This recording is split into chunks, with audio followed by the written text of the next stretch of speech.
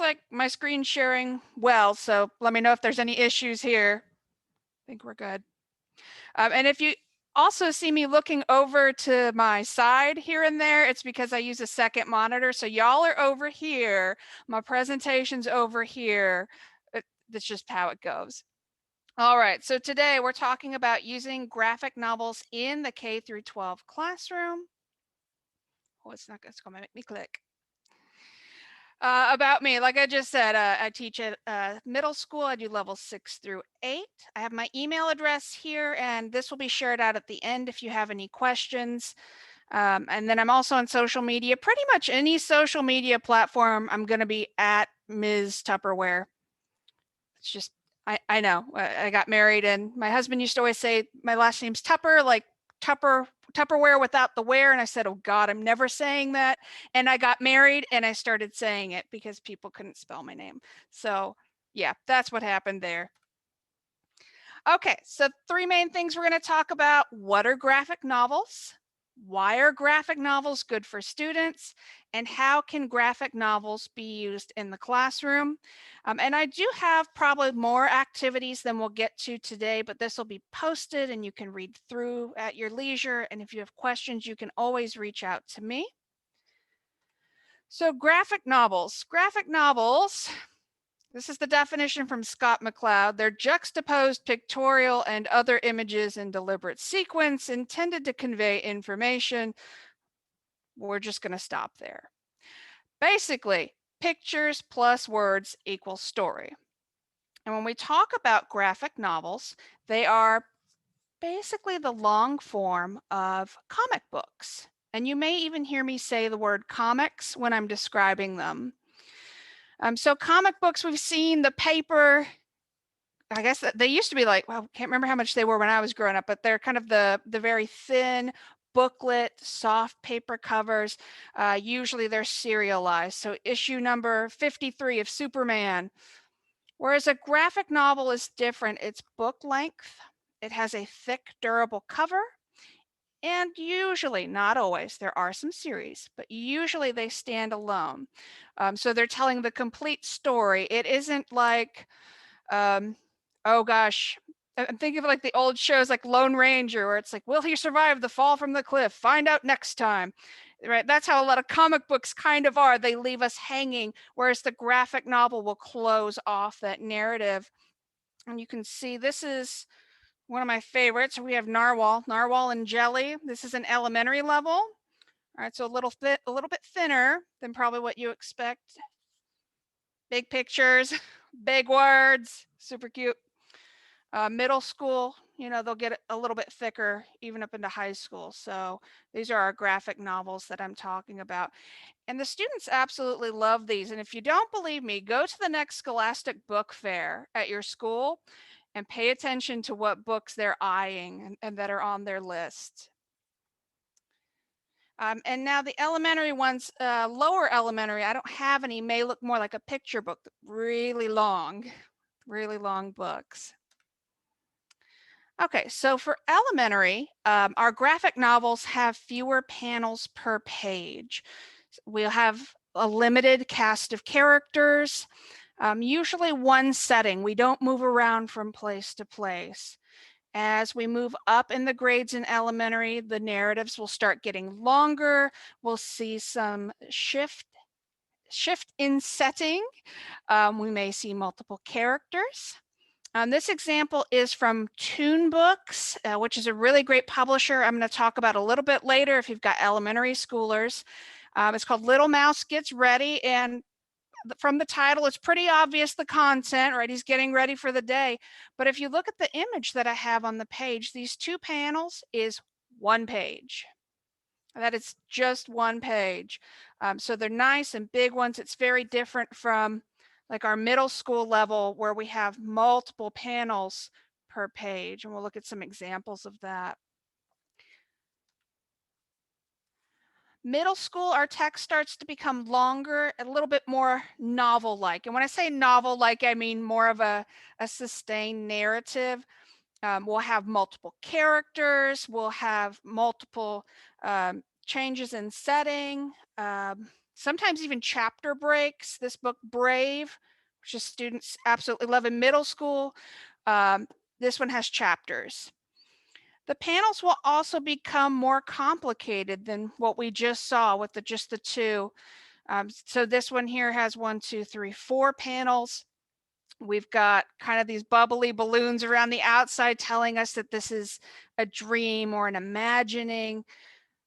We'll have these kind of layouts, but then we also will have them kind of broken up by more simplistic layouts. You will not typically see the whole book just full of pages with 6, 7, 8 panels. They try to keep it a little bit cleaner. And this is from El Defo, which is also available in Spanish. So a lot of these that are on here are available in Spanish as well. For high school, the text becomes longer and again, more novel-like.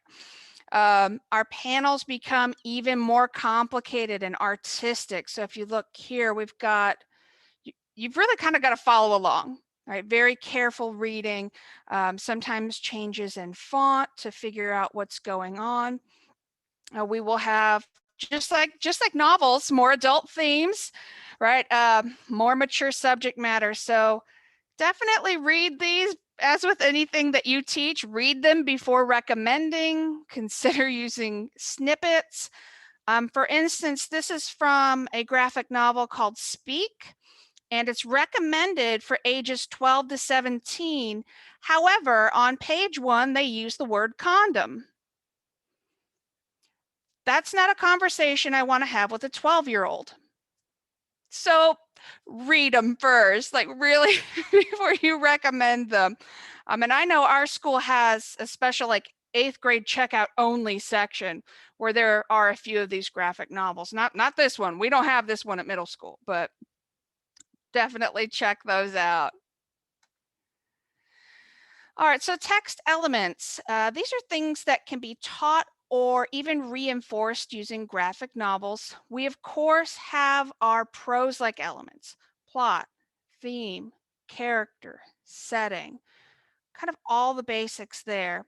But then we have a visual component, and this is what makes these texts multimodal. And I find it's easiest to compare them to film, like camera shots. We have wide, medium, close up. We have angles. We think about composition, props, costumes, what's in the background. These are all things that are carefully considered. And this is actually, it makes it really great if you want to compare film versions of certain books to the graphic novel, to make comparisons, writing essays on that sort of thing.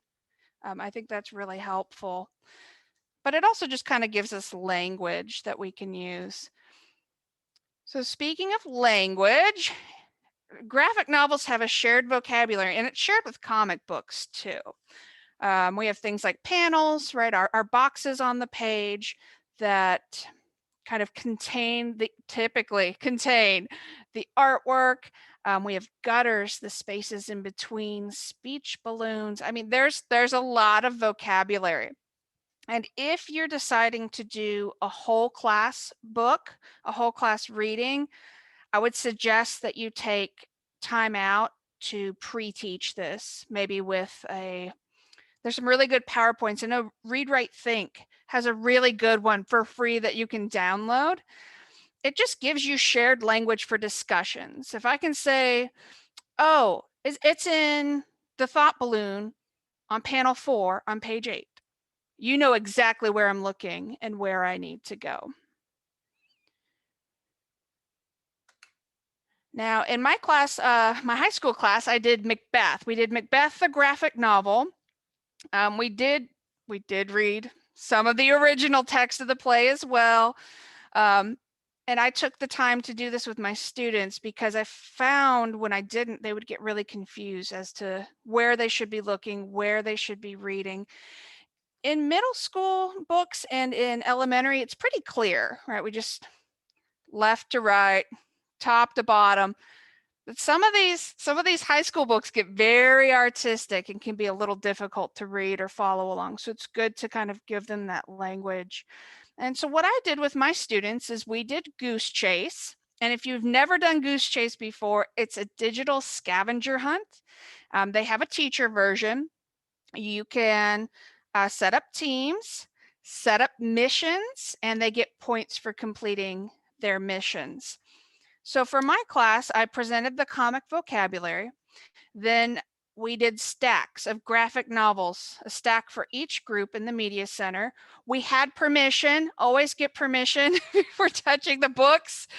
We had permission, and my students had to complete these missions and submit images. They could do this on an iPad, take a picture on a Chromebook, they could do it on a cell phone. And then the groups would rotate to make sure they got to look at different stacks of books. And I have some images because it's kind of an abstract thing for me to explain this way. So what you're looking at are two of the challenges. The first one on the left, each team had to find, the challenge was called Emanadas, anyone. And an emanada is when we have a symbolic pictorial element that represents a character's state of being. So when we see the little Z's to mean they're sleeping, or sweat drops coming off to show they're working out, or lines showing they're working or running very fast. That's called an emanada. So for this one, the students had to create their own. On the right here, they had to find an image that bleeds, meaning it extends past. It's cut off by the panel. So for this challenge called We've Got a Bleeder, they had to find one in that stack of books, put an arrow on it, and mark it. They had to find things like dialogue. On the left, they had to find one that had a dialogue and a thought balloon on the same page. On the right, they had to find a page with at least 8 panels and label them in order. And this was actually, they had a lot of fun doing this. I think the groups were four to 5 students each. It got loud, but like the good kind of loud that we like. Even the librarian was cool with it. You know, they like good loud. They really enjoyed this and were racing to find these things, just digging through books, which I thought was fabulous. They did also have some fun things. They had to do a thumb war, and because I'm old, I had them do crisscross. At least 2 team members had to get up and switch crisscross style. I remember listening to that on cassette on the school bus. So yes, but I love Goose Chase. This could be a fun thing that you could do. You could simplify it depending on what your needs are. It could be something as simple as, you know, find a splash page and label it. And a splash page is just when the panel takes up one whole page, the really big picture in the comics. Okay, so why are graphic novels good for students? There's a lot of reasons. First, and if you're at Carolina TESOL, you heard me mention a couple of these things, but there's new stuff. There's comprehensible input, right? There's less words per page. It also makes the students slow down and read. It is harder to fake read a graphic novel. We know those kids during the silent sustained reading, they just flip in. The eyes aren't even landing, but when it's full of pictures, they're usually at least absorbing something, you know? And most of the time, I find the ones that just start flipping, the graphic novels start to get into it. They really do. There are so many pictures, and they really, really help us understand. If we look at this picture, this is one of my favorite graphic novels. I think it was one of the first ones I read. This is American Born Chinese. We have this character here who is speaking in Chinese, asking this other student, he's saying, "Sorry to bother you, but you're Chinese, aren't you?" And to which the student replies, "You're in America, speak English." And the student goes, eh. If we were reading that in prose, we may not get that much out of it. But if I was reading this with students, okay, well, look at the emanadas. Look at those sweat drops. How's he feeling? Where's his hand? Right? How has his facial expression changed? Right? Those are all things we can talk about or look at to get a deeper understanding of how this character is reacting to what's being said to him. Another great thing, we can use them in parts. We can use just one panel. We can use whole sections. Just pick what you need, which is really fabulous. It makes them very flexible. For picture talks, which I'll get to in a little bit, I sometimes just use one panel, and that's it. That's the only thing I use from that book. They also help lower the affective filter. I mean, let's face it, comics, like graphic novels, comics are fun. They're high motivated. I recently rescued a book from the library. This is Science Comic Dogs. This is how a lot of our graphic novels ended up looking pretty quickly in the library, even in my personal classroom library. It got discarded, but I'm taking it because the inside's still good. I'm gonna tape it up. But kids love these books. Even our reluctant readers are more likely to engage with them. Again, there's reduced text. We have the visuals to help them, so that decreases anxiety, particularly those students who feel anxiety around reading. They don't necessarily, but that can also include our multilingual learners or any other student that struggles. They can also be paired with class novels to build confidence with that text. And this image is from The Giver. When this is shared with you, if you see one you like, I know my book covers probably look like this big on your screen. You can just click it and drag it, make it nice and big. And I cited all my sources so you can find any of these that you might like. Additional skills, we're getting into 21st century skills. These novels, graphic novels, require visual thinking and visual literacy, which is super important. I know in high school, that was something that a lot of my students struggled with, was how to read an image. Yeah, and even though I taught it how to read graphs and things, they just didn't understand like visual literacy. So the more exposure we can get them, more we can expose them to images, the better. Creative thinking. Appreciation of art, stopping, pausing, looking, making inferences is something that they have to do because the text is limited. They have to infer based on what they're seeing in the pictures as well. And even just good old appreciation of storytelling. If you are an elementary teacher, this is a series for you. It's called Lunch Lady, and the kids love it. All about the adventures of the Lunch Lady. I think this one's, Lunch Lady and the Cyborg Substitute. But even something like this, we could just look at it and look at the panel on the right and say, okay, well, this character is saying maybe she's some sort of super secret agent spy or something. How are the friends reacting? Let's look at them. Let's look at their expressions. What can we understand, right? We can kind of start digging into that. Like one of them is kind of, they kind of just both look confused. Okay, so the big misconception, comics are too easy. And because they're too easy, they don't have a place in the classroom. And like I said, yes, they are more comprehensible, but they can be more challenging because they're multimodal. Because we're having to use those words and images, we are still doing just as complex of thinking as we would be if we were reading. They have to make that pairing between pictures and words to understand really complex ideas. This particular one is from Macbeth, which is a personal favorite.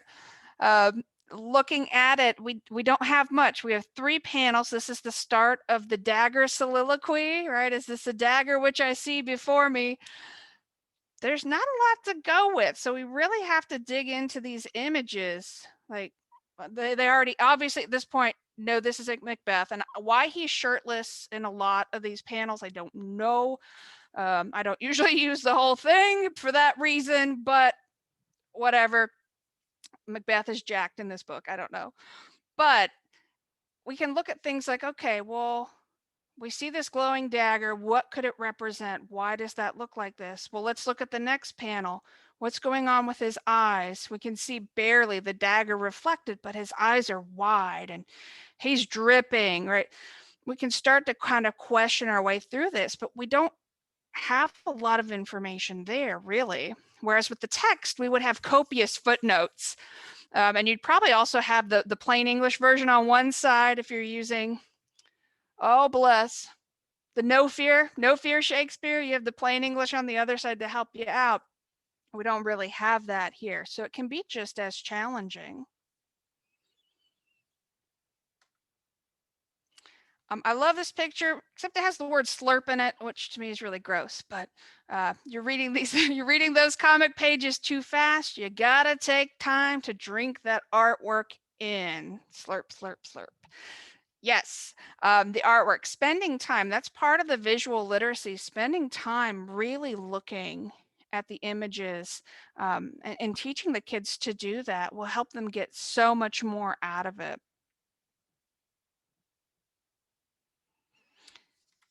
Also, graphic novels are available in almost every content area. Towards the end of the presentation, I've linked a document that is not mine. It's the fabulous Tracy Edmonds, but she has a list of all the different content areas from elementary to high school that she knows of that have graphic novels. But here we have just a selection. So there's always this idea that no, these books don't have academic vocabulary or even grade level vocabulary. You know, they're dumbed down, and that's really not true. And I think more and more people are starting to realize that. But if you just look at some of these, we have science comics, rocks and minerals. This one is, here we go, science comics here. My beat up, my dog chewed dog one has terms in it like complete dominance, in between trait, common ancestor, cells, right? It uses a lot of that vocabulary.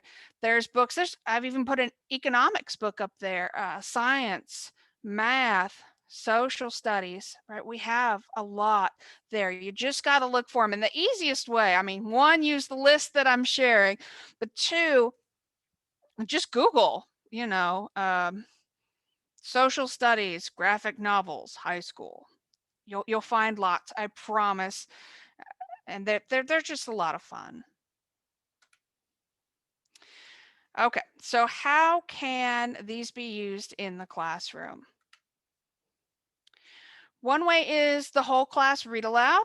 That's if you can get a class set. If you can get a class set, that's great. You can have students follow along. You can teach them to number the panels. So if I was looking at this one on page 12, I'd say, you know, panel 2 of page 12, and they would know to look at the one that says, almost where, baby mouse? That kind of just helps them follow along. If you don't have a class set, or even if you do, consider using a document camera so you can kind of point and zoom in where you would like to. You can even just take pictures of the pages to display on the board. This is another elementary school favorite, is the Baby Mouse series, and some of them are also content area aligned, so something to look out for. You can also do a text pairing. A text pairing is really great when you have a complicated scene or just something that you want to bring attention to. You know, that scene that as a teacher you get really jazzed about and you want the kids to get really excited about, but they don't. And we can use it for that.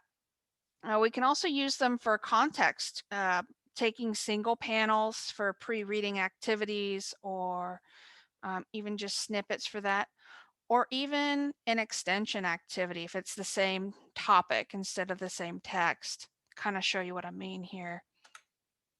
So let's look back at this image. This is from Macbeth, right? The start of the dagger soliloquy. And if it were me, before I started this with my class, I'd put this up right before we start this. What do you see? We could be reading the play.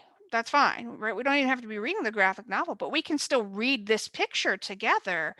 What do you see? Well, first off, who could this be? I see male hands. I see a wedding ring, right? I see gross hand sweat, right? I see this glowing dagger. We can talk through it.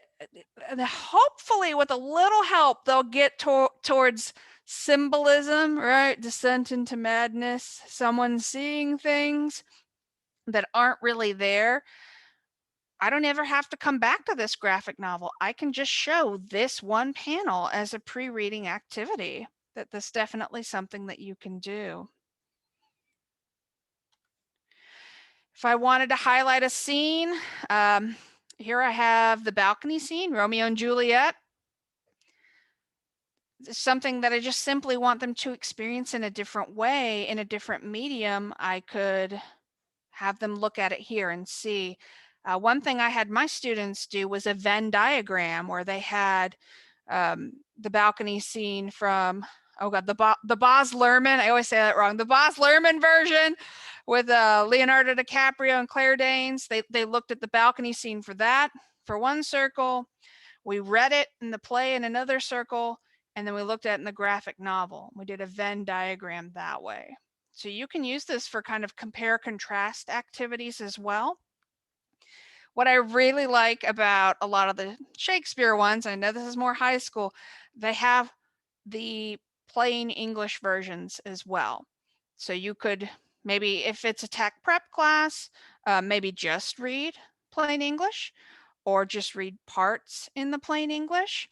Or if it's something really confusing, say, okay, let's check this out, plain English pictures. All right, and that may help with some of it. I know my students struggled a lot with Shakespeare.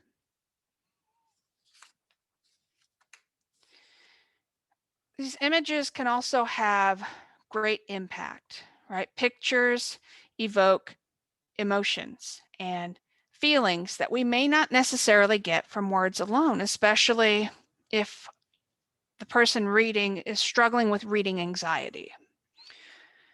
So this is from March. It's about John Lewis and the civil rights movement. I could use this maybe after, even if I'm just talking a little bit about civil rights and I guess kind of how the public reacted, things like that. After that lesson, maybe I would just put this up and I might not even say anything. Just put this on the board. It is very visceral, has a lot of impact of what this must have felt like to be there at that time when they came in and tried to break things up. All right, so sometimes pictures will help give feelings where other things may not as much.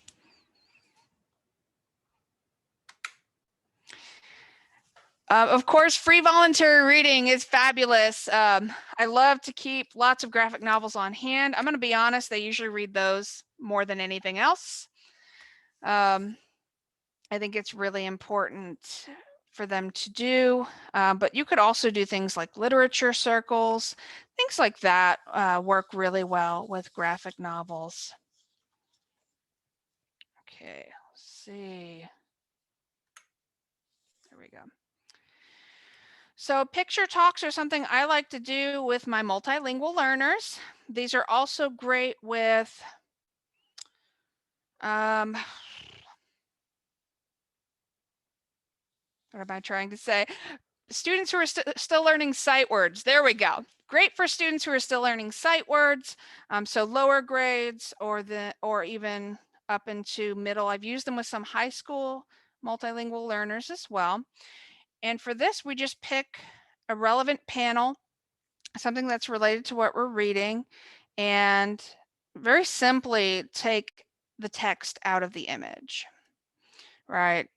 I give you kind of full instructions for how to do all of these different things, so I'm not going to read through them.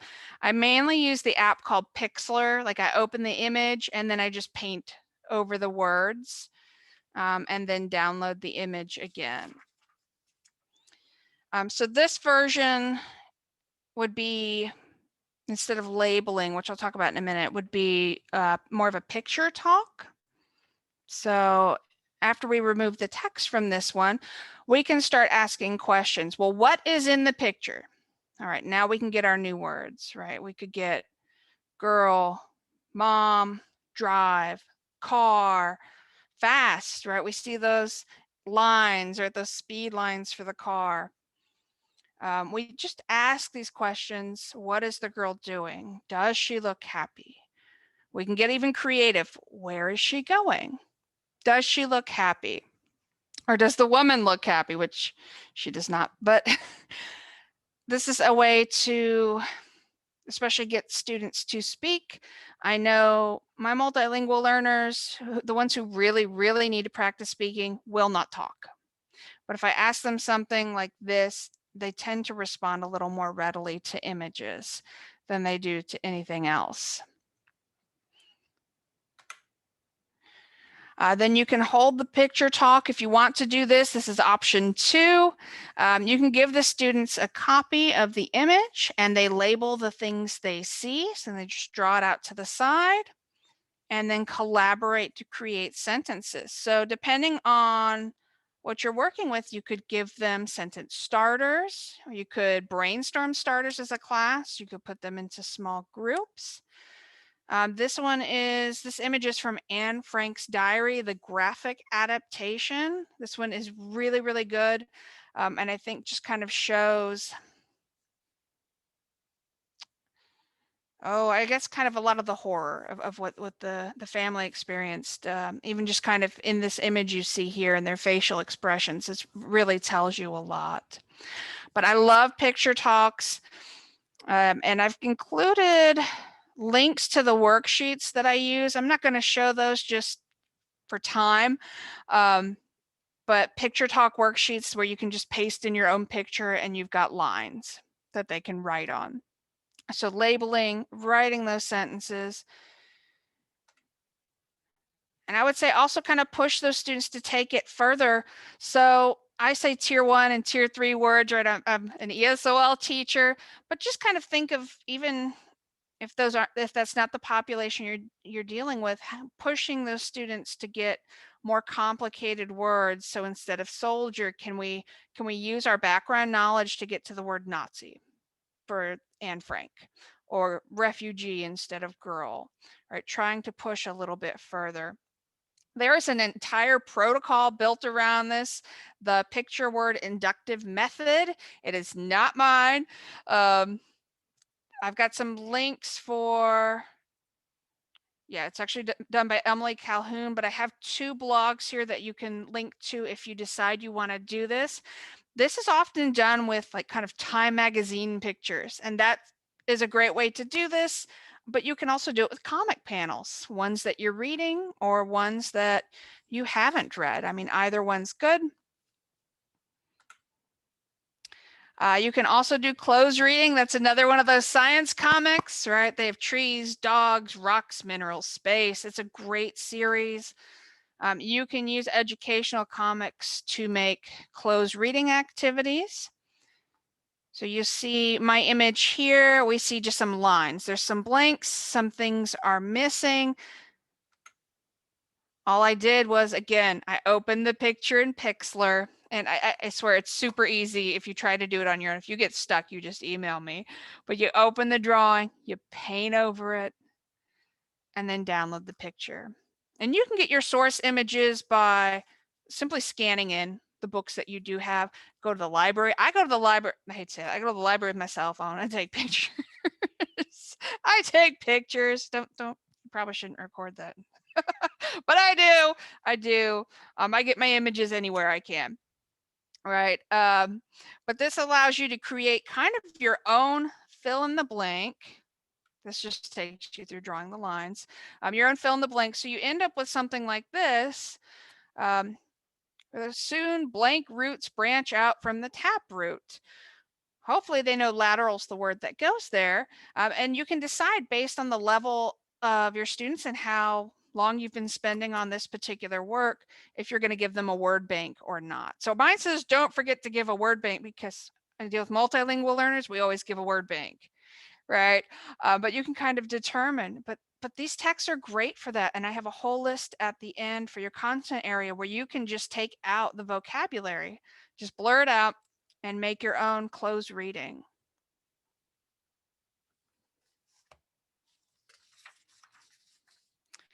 Another thing that you can do is teach students to write dialogue. This is something that my students often struggle with is formatting dialogue, also capitalizing I when referring to themselves and indenting paragraphs and using periods. But dialogue, they struggle with dialogue. This is the same kind of thing. I open it with Pixlr. Well, let me back up. I make sure my image has lots of visual context clues. There's at least needs to be 2 people speaking, and then I go and use Pixlr to just take that dialogue out. And then I give it to my students, and they have to use what they're seeing to make an inference as to what's going on.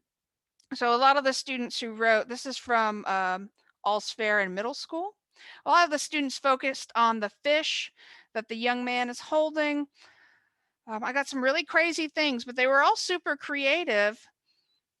It helps them, I guess, learn how to help characters take turns with dialogue, understanding that there needs to be some kind of give and take, and needs to be a little more related to what is happening. And I even have them, even though it's not part of how comics work, I have them put the quotation marks in. I want them to start learning the quotation marks. That's the part that they struggle with. I want those quotation marks. And then that I can take this activity and say, all right, take what you wrote. Maybe I did a longer one. Let's put our dialogue tags in now. He said, she replied, good. All right, we can start working on dialogue that way, which I really like.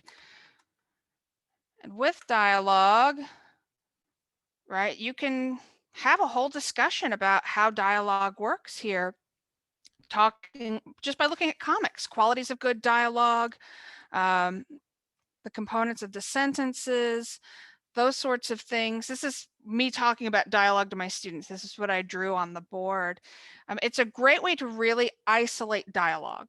It's just to grab a page and just look at what's there. We don't have a whole lot else that can kind of, I don't want to say distract them, but it can be overwhelming. It can be overwhelming learning dialogue that way. And if you're curious, oh, and I have a worksheet for that. If you want this one, you can just click there to get it. This is what they're actually talking about, why this kid can't go to school and his sibling is being mean to him, telling him he's basically a brat, and the fish is not mentioned. I don't know why, but it's not.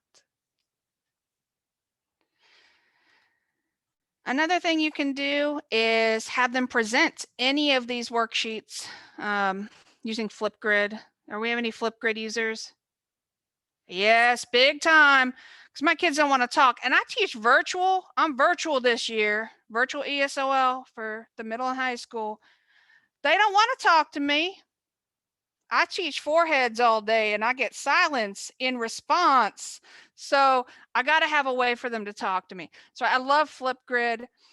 When they do this sort of thing, they can present their work and read their dialogue out loud and also explain their choices. Or if we just did the one simple image, like I think back to the Macbeth image I did, I could just put that in my Flipgrid and say, all right, talk about what you see and make an inference about or make a prediction about what's going to happen next. You could use that really easily. Let me see if I can, I don't know if I'll have sound. Let me see if I can play this. This is one of my students I have permission to use. See if we can hear him talk about it. Can you hear that? No. Hang on. Let me do this. My name is Isaac and this is my dialogue.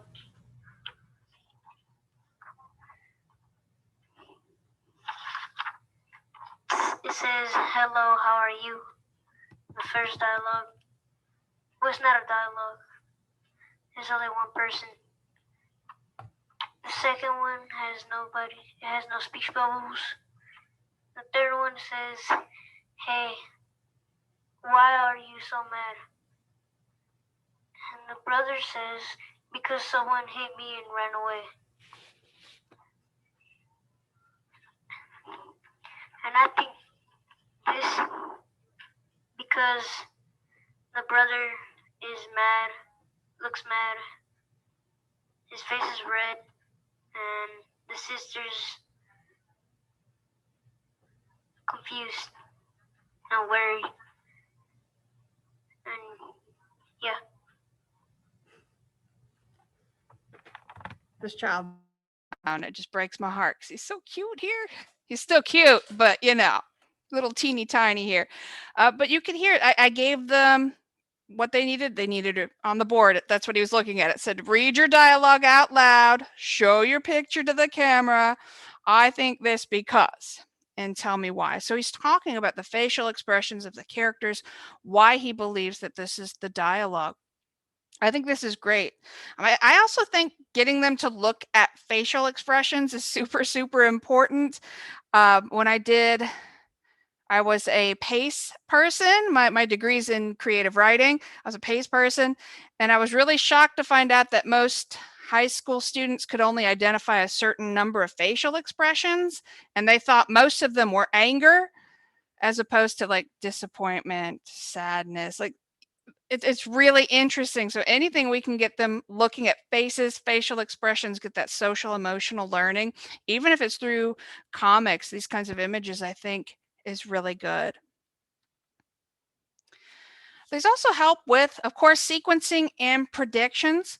All of the ones that I've pasted in on this page here are text-less, word-less graphic novels. They're just pictures, just pictures. And these are really good for visual literacy because there's no words. All they have to go on is the pictures. It's something that you could copy panels, put them out of order and give them to the students. It's something that you could have them write the words that go along with it. There's just so many different ways that you could use this. I think one of the Arrival is probably one of the most well-known ones. And I have worksheets for each of those if you want to use them. Something else I like to do, and I don't have those out with me, is I told you I take pictures. I take pictures and I cut them out and put them on dice. So the dice you see here are just big foam dice. I'll have a character die, a prop die, a setting die, and my kids have to roll them and then write a story based on it. So they might get something absolutely ridiculous. You have to write about an astronaut and a shoe, and you're in the desert. Something really crazy, but they have a lot of fun with it. I take the little pieces that I copy, I laminate them, and then I hot glue them onto foam dice so then I can just reuse them at any time. I've linked those dice here. They're called Mind Sparks Dry Erase Cubes. I don't really use them for dry erase because it just kind of rubs off. Okay, I'm going to move forward to recommendations here. There is a recommendations list here. I did not make these lists, but I figured why reinvent the wheel. I've got elementary, middle, high school, ELA, and then that great list I told you about for different content teachers, so check that out. Again, tune books I really love for K through 5. They also have pre-created lesson plans that you can use, and they are Common Core aligned, so you can just kind of drag and drop those as needed. And they're just really beautiful, like well done books. You can also get comics, graphic novels on First Book Marketplace. You have to sign up for an account, but they're anywhere from 50 to 90% off. The thing with First Book is if you see something you want, buy it as soon as you see it, because they have limited numbers. Most of you will probably already know about this one. And then, of course, Epic. Epic is fabulous. Sign up for your educator account. I know where I'm at, students read for free during the school day, I think, but then once they go home, they have to have an account. They have full-length graphic novels. Some of the Lunch Lady ones are on there last time I checked. I've got, this doesn't really help high school, I don't think, but they have the elementary and middle. And some of them will read aloud. And they also have the dictionary tool if a student doesn't understand a word. So that's really effective. The thing I've learned is you've got to click on your account to disable your videos.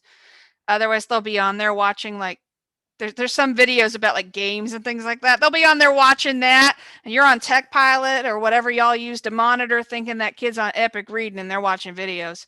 So you have to click to disable the video function. If you want more information about graphic novels, I suggest the Comic Book Legal Defense Fund, which sounds really funny for me to recommend. They are a nonprofit. They protect the rights of the comics art form, but they have a lot of free educator resources. They have some comics, the actual comic books that they'll send you if you ask, but they're also online at cbldf.org. One's called Panel Power and kind of talks through also how to use comic books in the classroom, which I think that one's really good. Okay, so I think, yep, that is it from me. I really appreciate your time and your attention, and I'm kind of open it up now if anybody has any questions or anything you'd like more information on, that'd be great.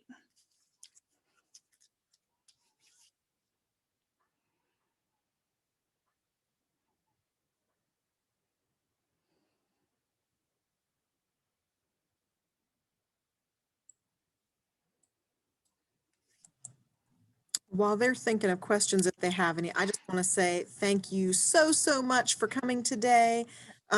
Guys, like I said, if you're not familiar with her, but you are now, you need to follow her on social media. And these resources that she shared, I have used since attending her first presentation, and they have been a just wealth of awesome activities for my students. And I have seen their speaking and writing skills improve based on using the flip grid and things like that to incorporate those language skills. And so it really does work. The kids love the graphic novels. If you're not already using them, by far, as a librarian, that's the thing that my kids want the most. So hit the nail on the head with that.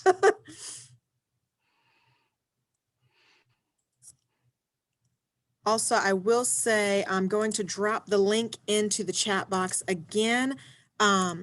I know that some people joined a little late. I tried to throw it in there a few more times in case you have missed it, but you do need to make sure for Carteret County people that you fill out the Google Doc with your information so you can get CEUs. And if you're not a Carteret County person, but would like me to send you a certificate for you to get CEUs through your district, please make sure you put your name and email in the chat box for me so I can get that out to you later this week. Yep. And you all have copies of all of my worksheets that I do. You can take them, make them your own. I know I talked about sequencing. Sometimes I'll take 2 panels and leave off something. So this is Raina Hegelmeyer's Ghost. I always say her name wrong, but they love her in middle school. Sometimes I'll leave off this first one and say, well, what happened first? They've got to draw it and then they've got to write it. Or sometimes I'll leave off the last panel. What happened last? They've got to draw it, then they've got to write it. And these kind of things are great because once you have your template, you just plug in pictures. You just plug it in. You can just use it over and over so many different times. And they have just so much fun with it. Well, and for those of you that have attended NCRA, I believe it was a couple of years ago, 2 or 3 now, there was a session on the progressive reveal, and they would take a panel like that or just a series of images and show you one piece and then have a conversation about that, add the second piece, have a conversation about what they think is going to happen, and then that last piece. And it was so interesting to see how you could incorporate that with the panels. They kind of naturally lend themselves to that sort of activity. And I think that's a lot of the fun. I didn't talk about it really, but with the wordless ones, and these are also in the sample worksheets, I think Sea of Love and The Arrival is I'll take the wordless ones and say, all right, put these in order. What order you think they go in. And it's really interesting when there's no dialogue, what the students come up with. What order they put them in is not the order I necessarily would. And then I ask them why. Well, tell me why. Why did you put it in that order? And they come up with some pretty good reasons. They're using sequencing skills. They're using inference. I put it together because I said this was last because. we're kind of getting them to think through that process. And a lot of people think graphic novels are not about thinking, but they really, really are.